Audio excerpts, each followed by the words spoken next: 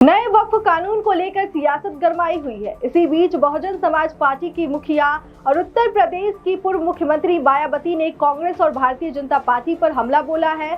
साथ ही उन्होंने वक्फ कानून पर राहुल गांधी की चुप्पी साधे रहने पर सवाल उठाए हैं। बसपा प्रमुख ने आरोप लगाया कि राहुल गांधी चुप्पी से इंडिया गठबंधन में बेचैनी है। मायावती ने ट्वीट करते हुए लिखा, वक्फ संशोधन बिल पर लोकसभा में हुई लंबी चर्चा में नेता प्रतिपक्ष द्वारा कुछ नहीं बोलना अर्थात सीए की तरह संविधान उल्लंघन का मामला होने के विपक्ष के आरोप के बावजूद इसका चुप्पी साधे रहना क्या उचित है। उन्होंने कहा, वैसे भी देश में बहुजनों के हित, कल्याण एवं सरकारी नौकरी और शिक्षा आदि में इस वर्गों के आरक्षण के अधिकार को निष्प्रभावी और निष्क्रिय बनाकर इन्हें वंचित बनाए रखने के मामले में कांग्रेस, बीजेपी आदि ये पार्टियां बराबर की दोषी है। धार्मिक अल्पसंख्यकों को भी इसके छलावा से बचना जरूरी। बसपा सुप्रीमो ने कहा, इसके ऐसे रवैये के कारण उत्तर प्रदेश में भी बहुजनों की स्थिति हर मामले में काफी बदहाल और ध्वस्त है, जबकि भाजपाइयों को कानून हाथ में लेने की छूट है। साथ ही बिजली और अन्य सरकारी विभागों में बढ़ते हुए निजीकरण से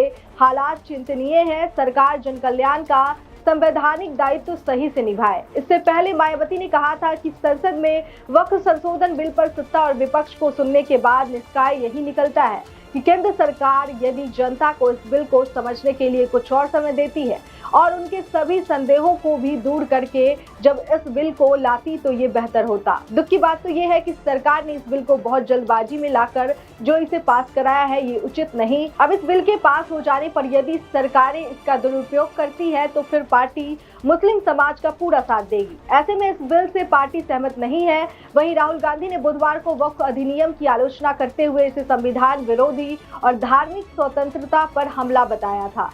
राहुल गांधी ने चेतावनी दी थी कि बहुत जल्द ही सत्तारूढ़ बीजेपी और आरएसएस सिखों और ईसाइयों सहित अन्य अल्पसंख्यकों के अधिकारों को निशाना बनाना शुरू कर देगा।